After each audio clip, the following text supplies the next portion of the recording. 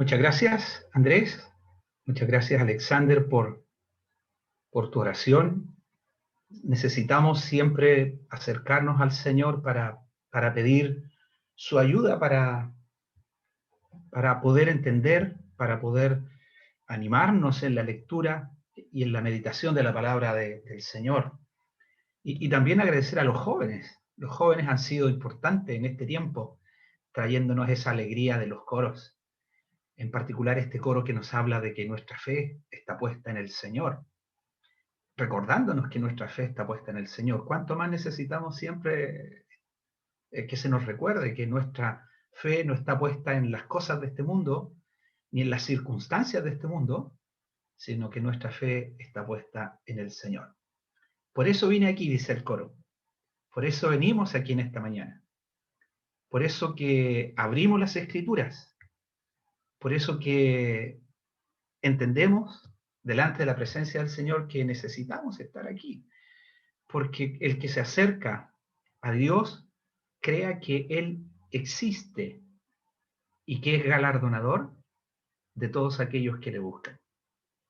Temprano dice un coro, temprano yo te buscaré, mi alma tiene sed de ti, y deseamos y esperamos en la voluntad del Señor que Él nos ayude a que en nosotros siempre esté esta sed, nazca este deseo de venir a su presencia, venir a su encuentro, y sobre todo cuando estamos aquí, no para hablar podríamos hablar del COVID, ¿verdad? Que es el tema recurrente, y de todo lo que ha pasado en como ya hemos sobrepasado el umbral máximo histórico que teníamos de contagio. Cómo los jóvenes están siendo más afectados, cómo los niños también, de alguna manera, podrían verse afectados y con problemas muy serios a través del COVID. Daños sobre los órganos, sin darse cuenta.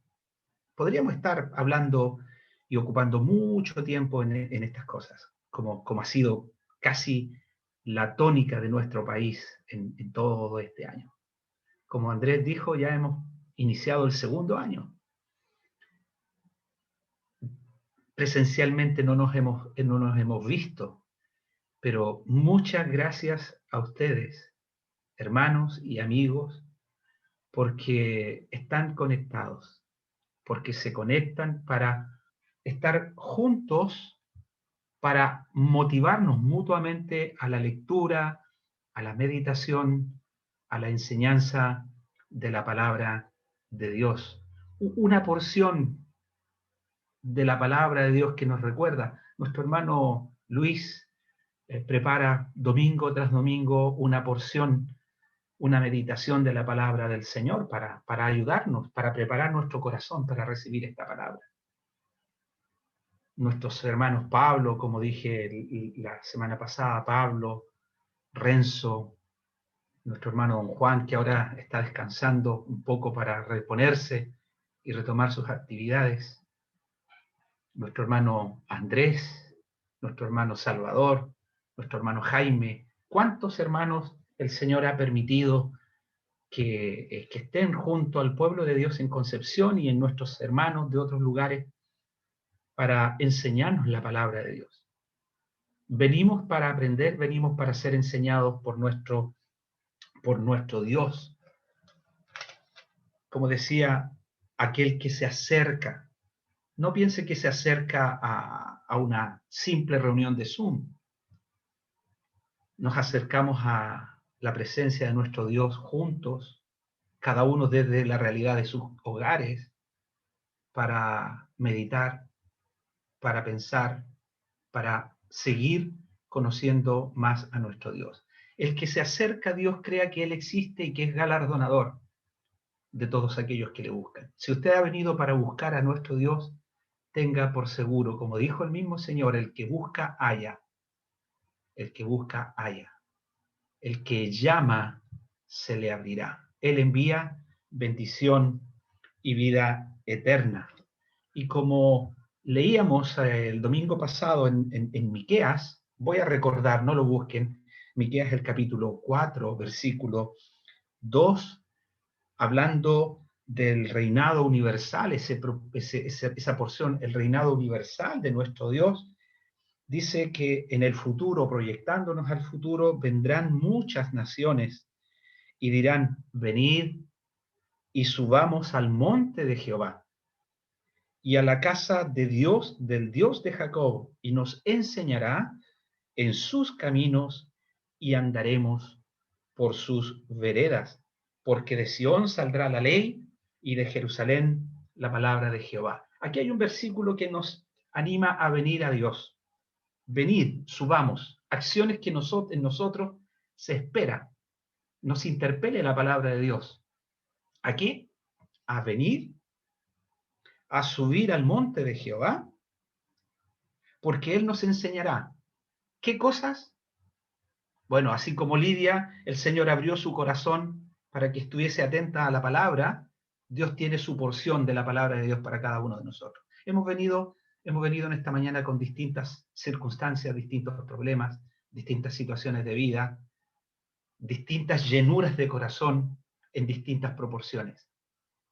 Pero independiente de nuestra realidad personal, Dios, nuestro Dios, le conoce a usted, hermano y hermana. Nuestro Dios me conoce, sabe la necesidad que hay en nuestros corazones y Él nos enseñará, Él nos llenará. ¿Para qué? Para que andemos por sus veredas.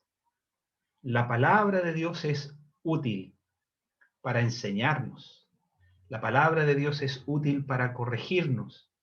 La palabra de Dios es útil para instruirnos en justicia, con el propósito de que el creyente, el hombre de Dios, la mujer de Dios, se equipare, se nutra, se vista para toda buena obra, para que andemos por sus veredas.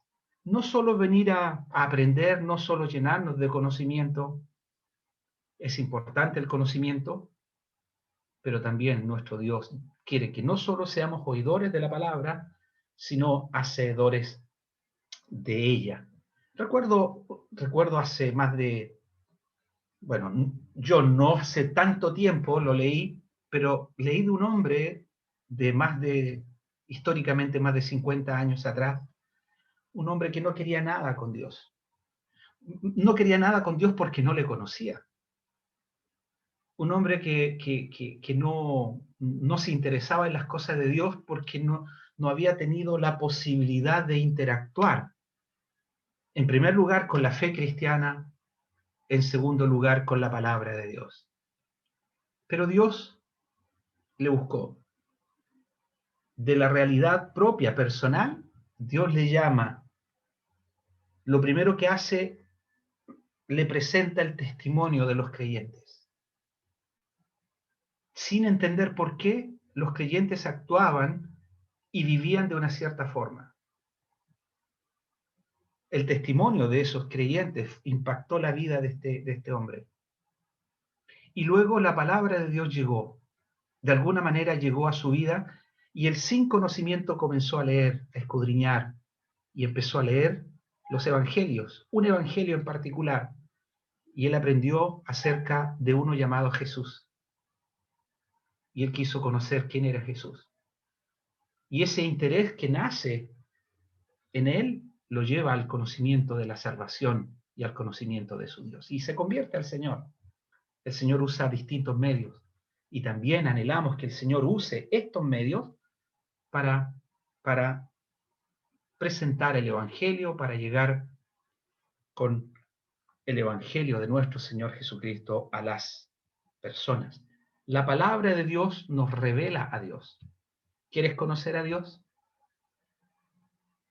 ¿Cuánto conocemos de Dios? A veces tenemos conocimientos errados de Dios. A veces tenemos una concepción de nuestro Dios que no es la escritural o la adecuada. o nos focalizamos en un aspecto de Dios. Yo no sé, en aquellos tiempos en que, yo no sé cuánto usted ahora sube a la locomoción colectiva, pero yo recuerdo hace muchos años atrás, bueno, en realidad no tantos años, siempre en la parte de atrás del chofer siempre ponían una imagen o un versículo, y había este título, este eslogan, Dios es amor, y había un paisaje precioso, Dios es amor. Y es verdad, Dios es amor. Pero muchas veces solo nos quedamos en ese aspecto de la naturaleza de Dios. Dios es amor. Y pensamos que el amor de Dios va a ser suficiente para que Dios pase por alto muchas cosas. Bueno, aunque algunos dicen que en el amor cubrirá multitud de pecados. Y empezamos a tomar las escrituras y a adaptarlas, a acomodarlas a nuestra concepción o a nuestra realidad propia. Por eso que la palabra de Dios nos invita a venir a las escrituras, a escudriñar, a ser enseñados por nuestro Dios. Venid, subamos al monte de Jehová, dice Miqueas. Vamos al monte de Jehová. Allí seremos enseñados. Allí andaremos por sus veredas. Allí aprenderemos a andar por sus veredas. La palabra de Dios usa estas expresiones, monte de Dios, o habla de los montes de Sión, o en particular nos presenta algunos montes, como el monte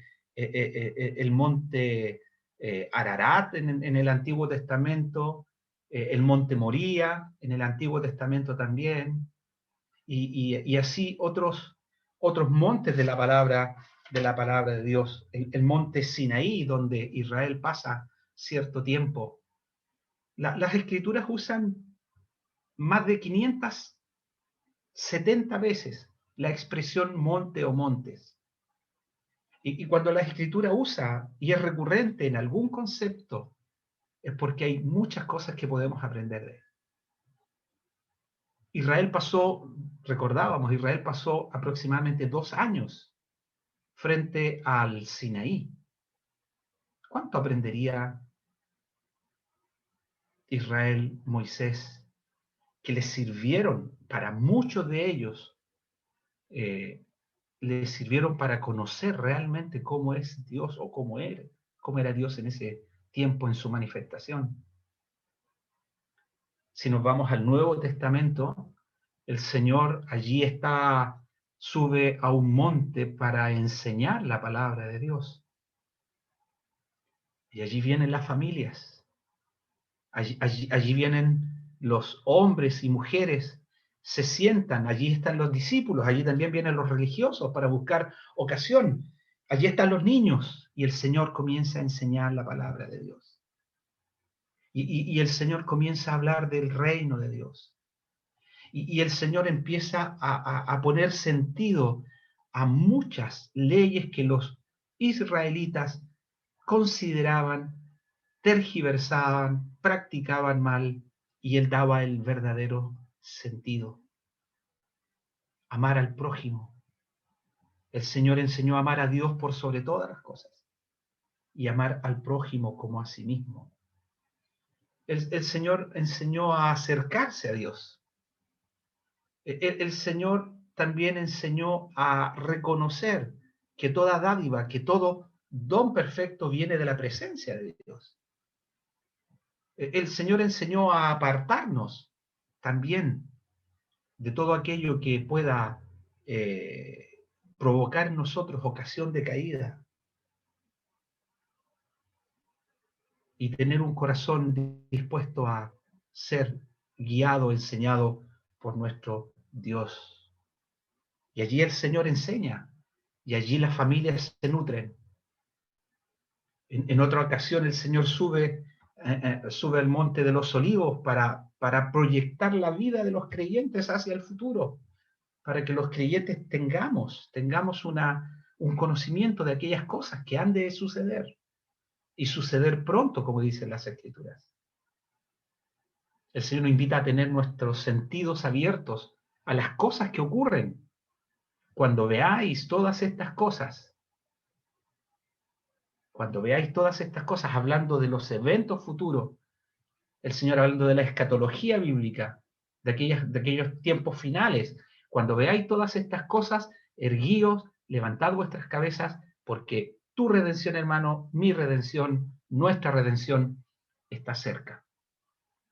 Y eso el Señor lo dijo desde un monte. Así que tenemos mucha enseñanza y podemos comenzar y aprender a conocer a nuestro Dios buscando, mirando hacia los montes, a subir hacia los montes de Dios. Así como el escalador, ¿verdad?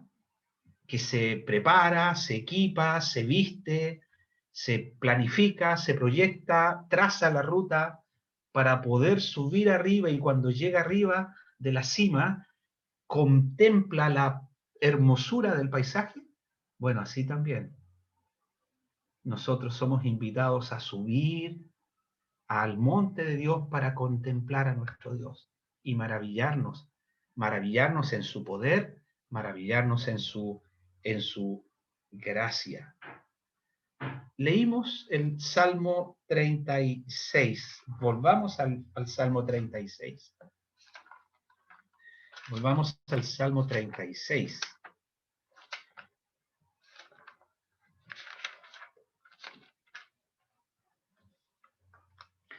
En la mirada hacia los montes de Dios, Dios se revela. Eso es lo que aprendimos.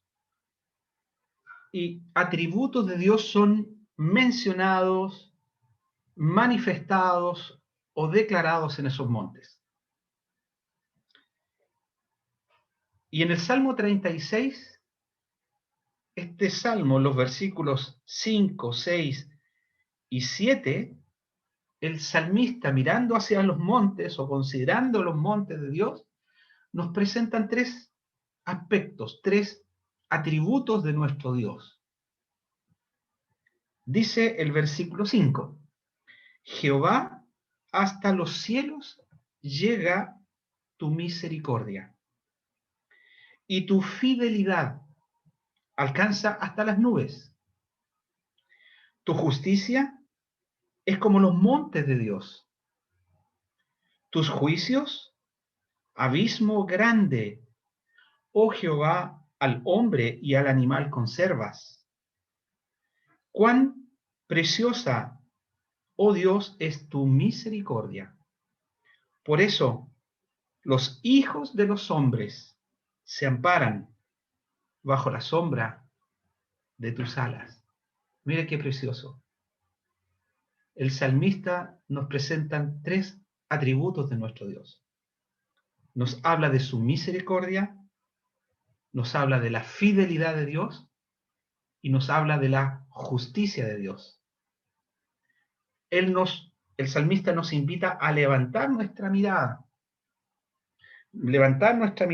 hacia los cielos, levantar nuestra mirada hacia las nubes, levantar nuestra mirada hacia los montes. Cuando uno está con mucha pena, cuando uno está con mucha angustia, cuando uno está con mucha tristeza, cuando uno está con muchos conflictos, a veces cae en estados angustiosos, ¿verdad? Y agachamos nuestra cabeza. Alguien decía, y nos miramos el ombligo. O sea, agachamos a tal punto nuestra cabeza que nos miramos el ombligo.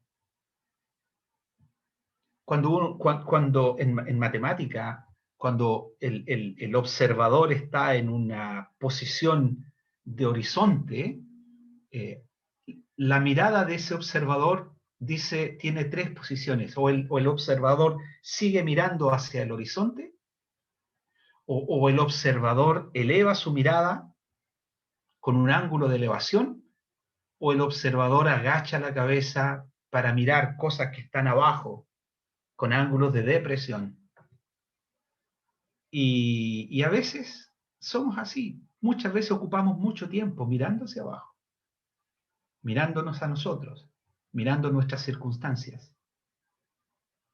Pero el salmista nos hace que elevemos nuestra mirada para mirar al cielo, mirar hacia arriba las nubes, mirar a los montes de Dios, para contemplar lo bueno y lo grande que es nuestro Dios. Misericordioso. Él es fiel, fiel a sus pactos, su misericordia infinita. Él es rico en misericordia y su justicia son como los montes de Dios y las acciones de Dios, los juicios de Dios, lo que Dios permite en nosotros, hermanos, son abismo grande. Y ese versículo 17 es uno de los que a mí más me encanta. Cuando estoy en angustia, cuando estoy en pena, cuando paso por conflictos, hermanos, este versículo viene a mi mente. Dice, por eso los hijos de los hombres se amparan bajo la sombra de sus alas. Se cuenta la historia de una gallina con sus polluelos. Estaba en un gallinero y hubo un gran incendio que consumió el gallinero. Y los polluelos que fueron a protegerse bajo las alas de la gallina lograron sobrevivir protegidas, porque la gallina abre sus alas y protege a sus polluelos.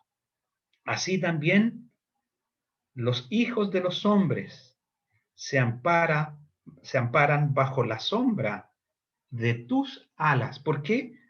Porque preciosa es tu misericordia, porque tu misericordia y tu fidelidad son grandes y tu justicia es como los montes de Dios. Algo hablamos la semana pasada de la fidelidad de Dios y de la misericordia de Dios. Y este versículo también nos muestra y nos presenta de que nuestro Dios es justo. Este es otro de los atributos de Dios, la justicia de Dios.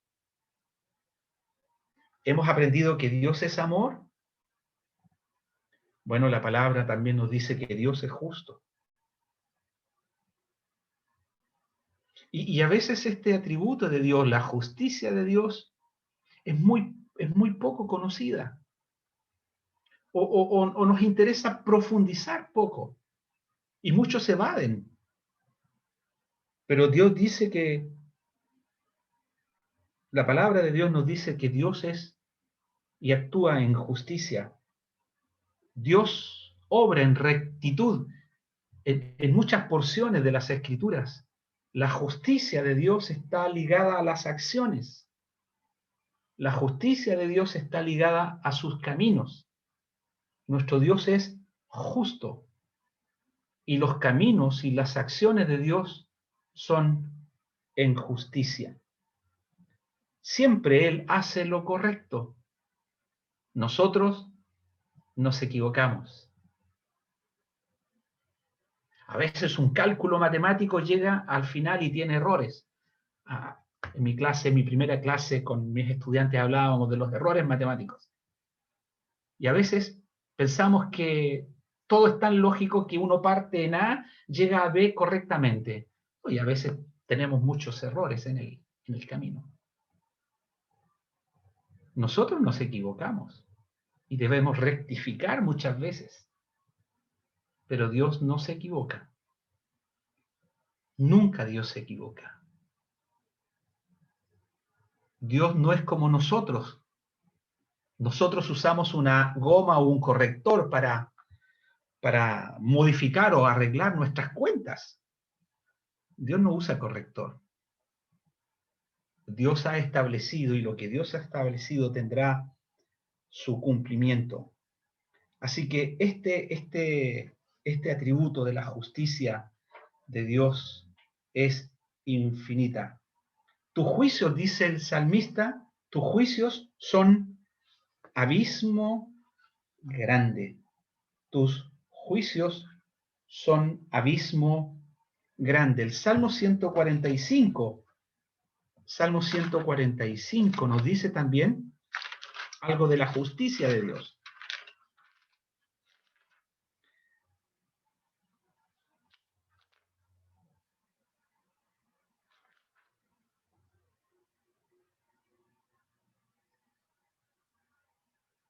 Dice,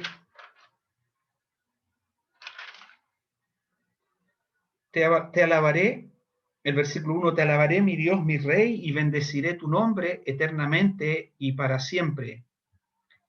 Cada día te bendeciré y alabaré tu nombre eternamente y para siempre. Grande es Jehová y digno de suprema alabanza. Generación a generación celebrará tus obras y anunciará tus poderosos hechos. Versículo 7. Proclamarán la memoria de tu inmensa bondad y cantarán tu justicia. Versículo 14. Sostiene Jehová a todos los que caen y levanta a todos los oprimidos. Los ojos de todos esperan en ti, y tú les das su comida a su tiempo. Abres tu mano y colmas de bendición a todo ser viviente. Justo es Jehová en todos sus caminos y misericordioso en todas sus obras. Cercano está Jehová a todos los que le invocan, a todos los que le invocan de veras. Mire qué precioso que la justicia de Dios, las acciones de Dios están muy ligadas aquí en los versículos 14, 15 y 16, con aquellos que caen, con aquellos que están oprimidos, con aquellos que sus ojos están cerrados para no ver. Todos, dice, los ojos de todos esperan en ti. Y cuando los ojos de todos esperan en ti, entonces esperamos que Dios actúe, que Dios obre en justicia. ¿Cómo Abraham contemplaría la justicia de Dios? Vamos a Génesis 18. Génesis 18. Allí en Génesis 18,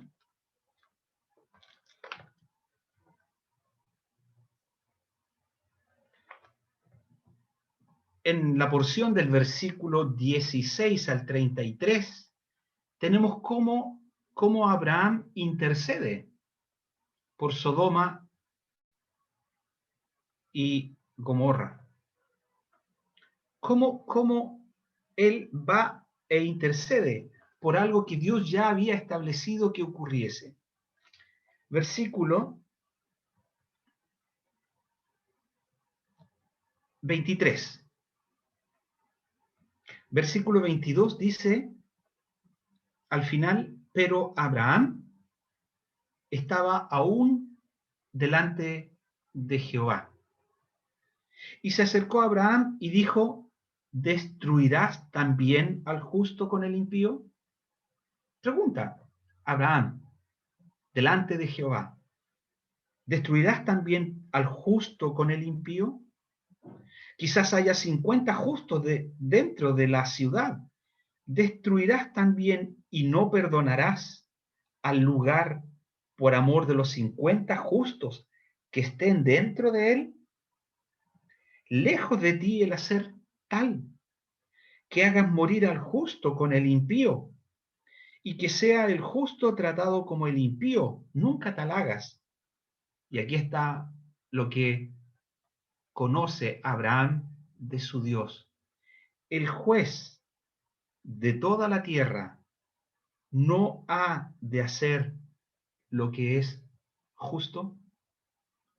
El juez, dijo Abraham, el juez de toda la tierra no ha de hacer lo que es justo. Abraham conociendo a su Dios, Abraham entendiendo cómo es su Dios. Abraham entendiendo que las obras de Dios son rectas y que Dios fue misericordioso con él, trayéndolo, rescatándolo y revelándose en su vida. Abraham está en la presencia de Dios y él ha entendido en la presencia de Dios que el juez es Jehová, que el juez es su Dios, que el juez de toda la tierra, él no ha de obrar rectamente, no ha de obrar él rectamente. Abraham dice el juez de toda la tierra. David había dicho, tus justicia o tu justicia son como los montes de Dios y tus acciones, tus obras, oh Dios, son, o tus juicios son abismo, abismo grande. Volvamos al Salmo, pero ahora al Salmo 19. Allí hay un salmo, Andrés, que lo cantábamos siempre cuando estábamos juntos presencialmente en la escuela dominical. El Salmo 19. La ley de Jehová es perfecta, que convierte el alma. ¿Se acuerdan cuando cantábamos? Yo sé, varios que están por aquí siempre pedían este corito, pero es bueno recordarlo juntos en esta mañana. La ley de Jehová es perfecta que convierte el alma. El testimonio de Jehová es fiel, que hace sabio al sencillo. Los mandamientos de Jehová son rectos que alegran el corazón. El precepto de Jehová es puro, que alumbra los ojos. El temor de Jehová es limpio, que permanece para siempre. Y aquí está, los juicios de Jehová son verdad. Los juicios de verdad, de los juicios de Jehová son verdad. Todos justos, deseables son más que el oro y más que mucho oro afinado y dulces más que miel y que la que destila del panal. David entiende que los juicios de Dios son justos y verdad. ¿Por qué? Seguramente allí en el desierto, allí en soledad, allí en su vida, él pasó a solas con su Dios. Y cuando pasa a solas con su Dios, él conoce a aquel juez, como dijo Abraham, aquel juez de toda la tierra. Es aquella persona que tiene autoridad sobre todo, aquel que está por sobre todo. En otra ocasión, David, delante del pueblo, reconoce la grandeza de su Dios y dice, oh Dios, tú eres excelso sobre todos. Tú estás por sobre todo, nadie hay a tu lado. Y tus juicios, tus obras son verdad y tus juicios justos. ¿Dónde aprendió David a conocer a su Dios? ¿Dónde aprendió Abraham a conocer a su Dios? Juan, el discípulo amado, escribe en Primera de Juan. Vamos a Primera de Juan.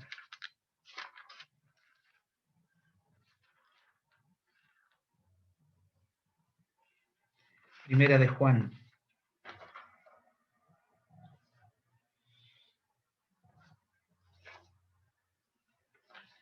Capítulo 2, versículo 1. A Dios, dice Juan en su evangelio, a Dios nadie le vio jamás. El unigénito Hijo, que está en el seno del Padre, Él le ha dado a conocer. Abraham en la antigüedad dijo, el juez de toda la tierra no ha de hacer lo que es justo. David ha dicho, Dios es juez de verdad. Sus obras son rectas. Juan, el discípulo amado que escribe años después, y que ha dicho que el Hijo de Dios es la manifestación del Dios de verdad, Él escribe a los suyos y dice: hijitos míos, estas cosas os escribo para que no pequéis. Y si alguno hubiere pecado, abogado tenemos para con el Padre, a Jesucristo el justo.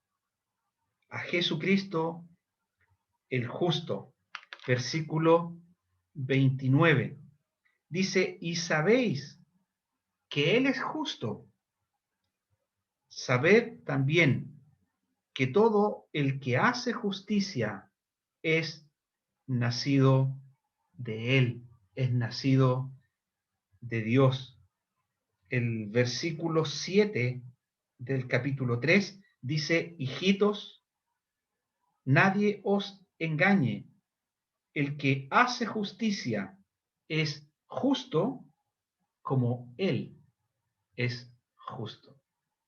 Juan también contempla al Señor y ha entendido por la revelación de Dios que el Señor Jesucristo es el Dios juez de toda la tierra, es el que obra en justicia y en juicio, porque en algún momento escucharía al Señor decir que toda autoridad, que todo juicio le había sido a Él dada por su Padre. El clímax de la justicia de Dios se manifiesta en la cruz de Cristo. Dios es amor, Dios es justo.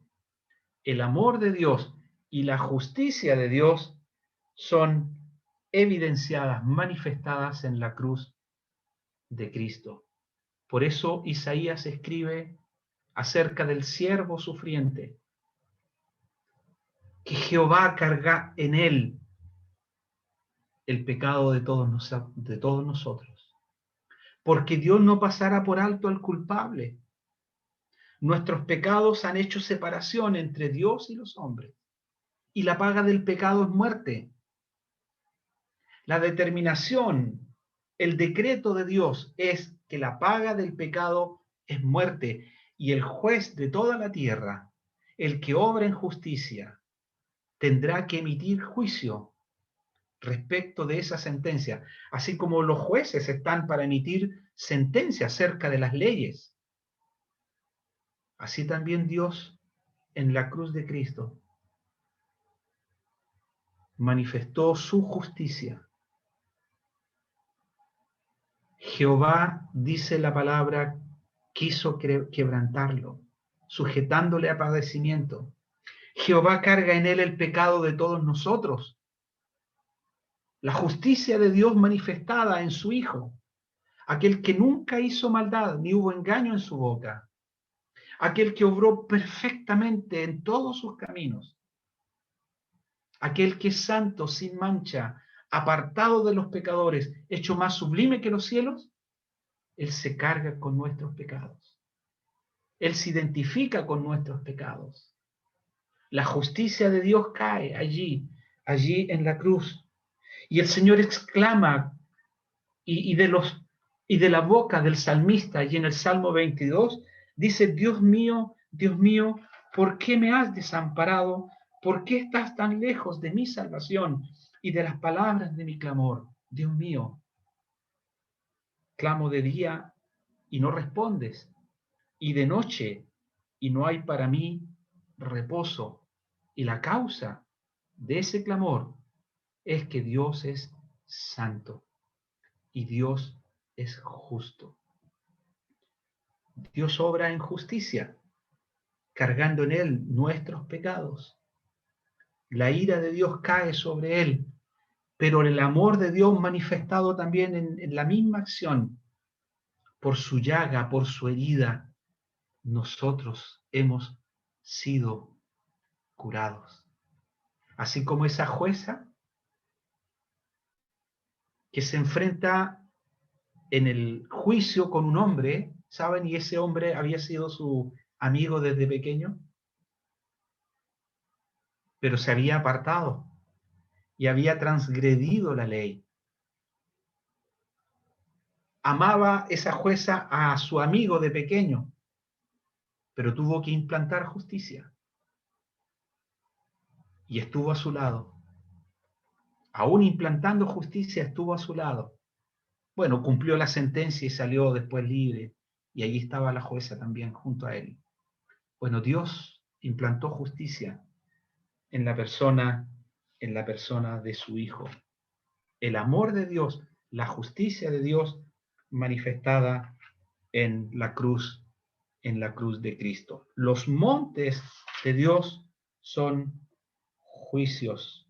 Tu justicia es como los montes de Dios. Y eso ocurre en un monte. La justicia máxima, plena de Dios ocurre allí, en el monte de la calavera. Mirar a aquel lugar, levantar nuestra mirada a aquel lugar, ver a aquel que fue crucificado, ver a aquel que dio su vida para rescatarnos de nuestra vana manera de vivir. Nuestra salvación, fíjense hermanos, nuestra salvación y cómo el mensaje del Evangelio llega a nuestros corazones, se focalizan también en los montes de Dios. El monte Sinaí, Dios da su ley. La ley dice, el alma que pecare, esa morirá. En la cruz de Cristo, en el monte de la calavera, el siervo sufriente, el Hijo de Dios, da su vida en favor del pecador. Por su llaga nosotros hemos sido curados. Y en un monte de Galilea, el Señor encomienda a los suyos, llevándolos a expandir el mensaje del Evangelio, ir por todo el mundo y predicar el Evangelio a toda criatura. El que creyere y fuere bautizado será salvo, mas el que no creyere será condenado. La ley, la cruz de Cristo, el lugar de encomendación para que el Evangelio llegara a nuestras vidas, así como llegó un día, fueron emanadas desde los montes de Dios. La justicia de Dios, la misericordia de Dios, la fidelidad de Dios, la justicia de Dios evidenciada, manifestada en los montes de Dios. Acompáñenme a Mateo el capítulo 15. Mateo capítulo 15.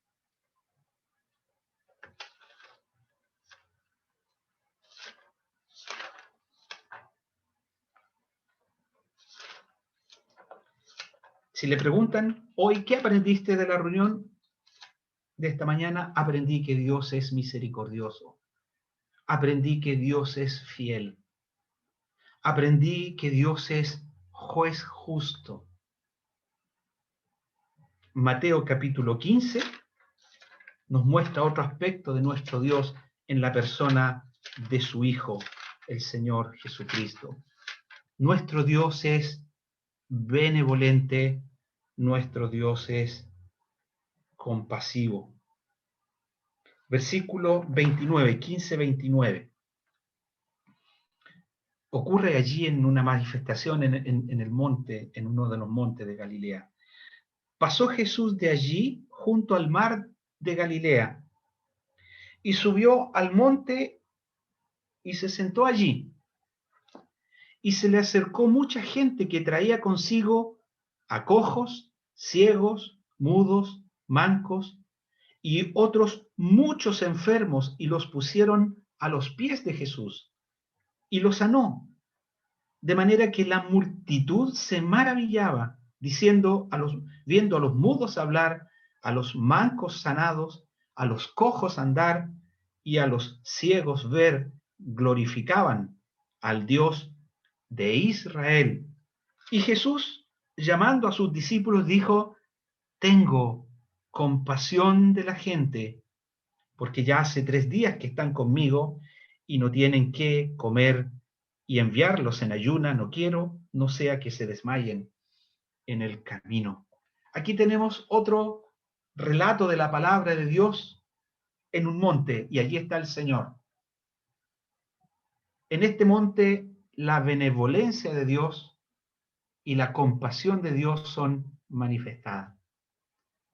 La benevolencia de nuestro Señor, la compasión del Señor Jesús son manifestadas aquí, en este lugar, donde muchos vienen. Eso es lo que nos dice el versículo 30. Otros, muchos venían a Él.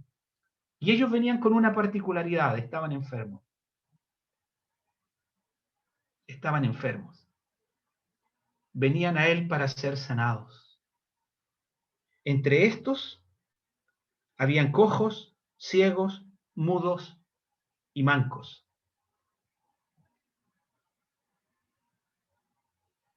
¿Qué vendrían? ¿Por qué buscarían al Señor? Obviamente, estos que vienen eran necesitados, necesitados de la misericordia, de la manifestación de Dios. Pero ¿por qué vendrían a Él? ¿Qué verían en Él? ¿Verían solo a un benefactor? ¿Verían en Él solo a uno que podría obrar en bien para con ellos? Bueno, en estas acciones, las credenciales del Señor son manifestadas. Las evidencias del Mesías son manifestadas en Él. Muchos vinieron de los necesitados. Fíjese, de manera que la multitud se maravillaba por la obra de Dios en la vida de estos y glorificaban al Dios de Israel, viendo las acciones del Señor en favor de los necesitados, de los enfermos, glorificaban al Dios de Israel, las credenciales del Mesías. ¿Por qué digo que son las credenciales del Mesías? Mateo capítulo 11. Mateo capítulo 11.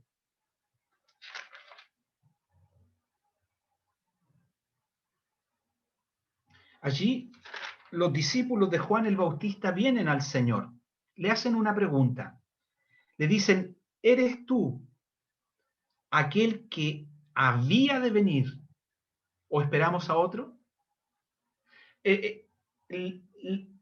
Los profetas habían escrito de aquel que vendría y que traería luz. Isaías había escrito, había hablado acerca del que traería luz a aquellos que estaban en tinieblas. Vendría aquel que libertaría a los oprimidos por el diablo. Y aquí preguntan estos discípulos, ¿eres tú aquel que había de venir o esperamos a otro? Mire la respuesta del Señor. Respondió Jesús y les dijo, id y haced saber a Juan las cosas que oís y veis. Los ciegos ven, los cojos andan, los leprosos son limpiados, los sordos oyen, los muertos son resucitados, y a los pobres es anunciado el Evangelio. Y bienaventurado aquel que no halle tropiezo en mí. Bienaventurado aquel que no halle tropiezo en mí. En él están manifestadas, evidenciadas las credenciales del Mesías. Así que cuando esta multitud de enfermos sube a aquel monte de Galilea y buscan al Señor y están junto al Señor y el Señor obra milagrosamente en ellos, el Señor está manifestando de que Él es el Mesías prometido a Israel, el Mesías prometido. Pero este monte o esta porción nos enseña otra verdad también. Volvamos a Mateo 15.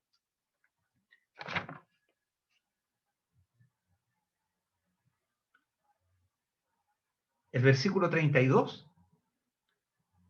Y Jesús, llamando a sus discípulos, dijo, tengo compasión de la gente. el corazón del Señor se abre. Fíjense que nos dice que vinieron a él aproximadamente 4.000 personas, sin contar mujeres y niños. Si pensamos 2.000 mujeres adicionales, y si pensamos en 2.000 niños, familias que vinieron a él, estamos hablando de una multitud grande de personas. Y allí el Señor mira, y allí el Señor observa, allí el Señor mira los corazones, mira las familias, mira a los niños. Y el Señor dice, tengo compasión de la gente. Esta palabra compasión da la idea de un sentimiento profundo que sale de sus entrañas. Eso significa la palabra compasión en el griego. Un sentimiento profundo que sale de él. A veces nos pasa, vemos a una persona, se nos mueve el corazón y bueno, y pasa a alguien y le damos algo. Y listo, y a veces es por compromiso o a veces para aplacar la conciencia. Y a veces tenemos compasión. Escuchaba la noticia ayer de uno de los candidatos no voy a hablar de política, pero me llamó la atención que su eslogan de campaña es porque tenía compasión de los animalitos. Entonces era animalista. Una persona con compasión. Está bien. Pero fíjense, hay uno que tiene compasión, conoce la miseria del hombre, sabe que necesita salvación, sabe que necesita perdón, sabe que necesitan esos corazones ser llenados, saciados con la eternidad de Dios. El Señor tiene compasión, este sentimiento profundo que sale de sus entrañas, esta misericordia del que nos hablaba el salmista, misericordia. Mateo contempla al Señor y contempla esta misericordia y esta compasión del Señor. Y Mateo escribe viendo al Señor, aprendiendo de él. Dice, y al ver las multitudes, tuvo compasión de ellas, porque estaban desamparadas y dispersas como ovejas que no tienen pastor. Mateo, contemplando al Señor, ha entendido, ha comprendido, ha visto que su Señor, que su Salvador, aquel que lo llamó para seguirle y que él respondió a él, es el Dios compasivo, es el Dios misericordioso, que ve a las multitudes, que las encuentra desamparadas, que las encuentra dispersas, que las encuentra expuestas a ser vejadas, acosadas, hostigadas por el malo. Satanás anda como león rugiente buscando a quien devorar. Y usted, hermano, y yo, hermana, estamos expuestos a ser vejados, acosados, hostigados por el enemigo. Pero el Señor tiene compasión. El Señor nos dice, bajo las alas. El Señor acampa alrededor nuestro. El Señor nos protege. Bajo las alas, dice otra porción, bajo las alas me amparé hasta que pasen los quebrantos. No seremos arrojados, no seremos echados, no seremos hostigados, porque el Señor cuida de ti y el Señor cuida de mí. Y vamos a terminar yendo a Nahum. Nahum,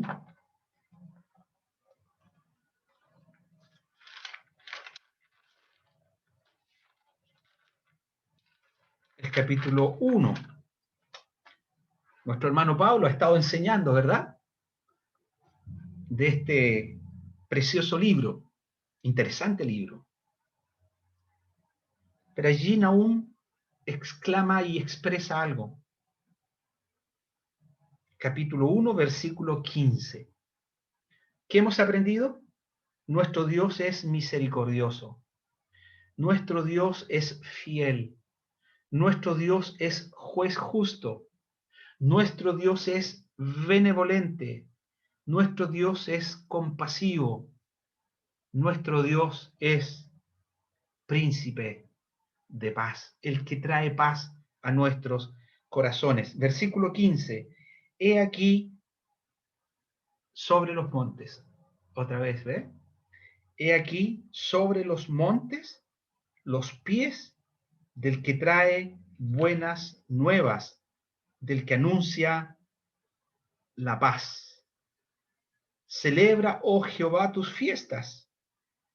Cumple tus votos, porque nunca más volverá a pasar por ti el malvado. Pereció del todo. El malvado, dice, nunca más volverá a pasar por ti. Y eso trae paz a Israel. He aquí sobre los montes los pies del que trae buenas nuevas. Esa es la palabra evangelio. Buenas noticias, buenas nuevas, del que anuncia la paz.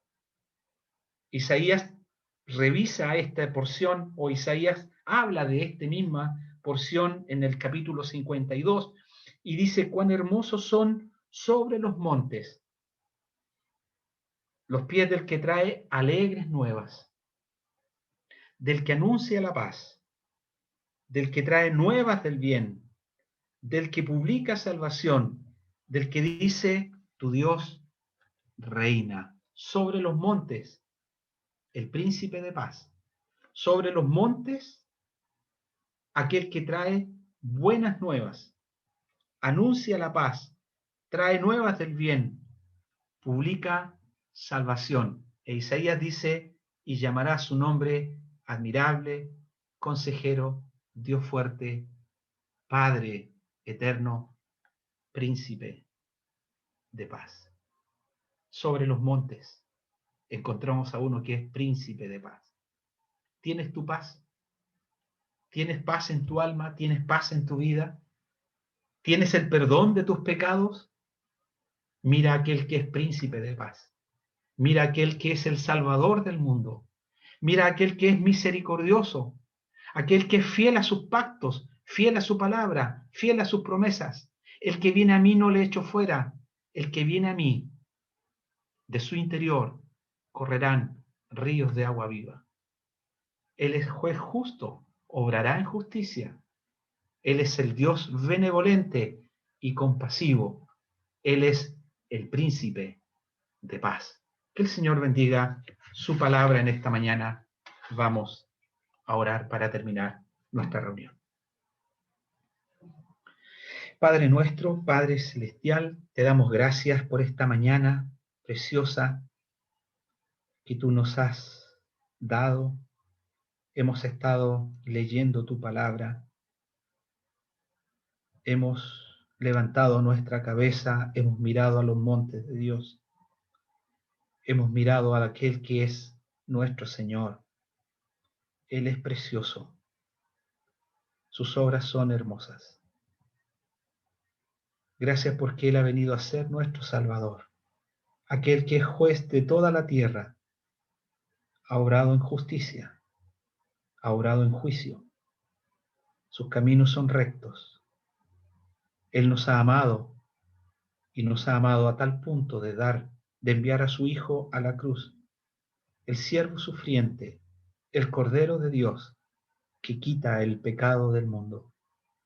Pero tú has tenido misericordia de nosotros, no dejando caer tus juicios, sino amándonos con un amor eterno. Gracias, Padre, porque nos has dado una salvación tan grande. Gracias porque podemos disfrutar de esa salvación. Gracias porque nos has dado hermanos y hermanas para avanzar juntos, para estimularnos juntos, para juntarnos de esta manera juntos a leer tu palabra. Bendice tu palabra en nuestros corazones. No sabemos cuánto tiempo hemos de estar de esta forma o seguiremos estando de esta forma. Danos la fuerza, danos el ánimo, levanta nuestras cabezas para juntos orar y leer tu santo libro. Te damos gracias, nuestro Dios. Bendice a todos los hermanos, bendice a todos los que se han conectado, bendice sus familias, bendice los niños, los hijos, los matrimonios, bendice a nuestros amigos que están aún sin salvación, pero que han escuchado en esta mañana o escucharán la enseñanza de tu palabra en este día. Nuestro Dios, manifiéstate en salvación. Te lo rogamos y te lo imploramos en el nombre de nuestro Señor Jesucristo. Amén.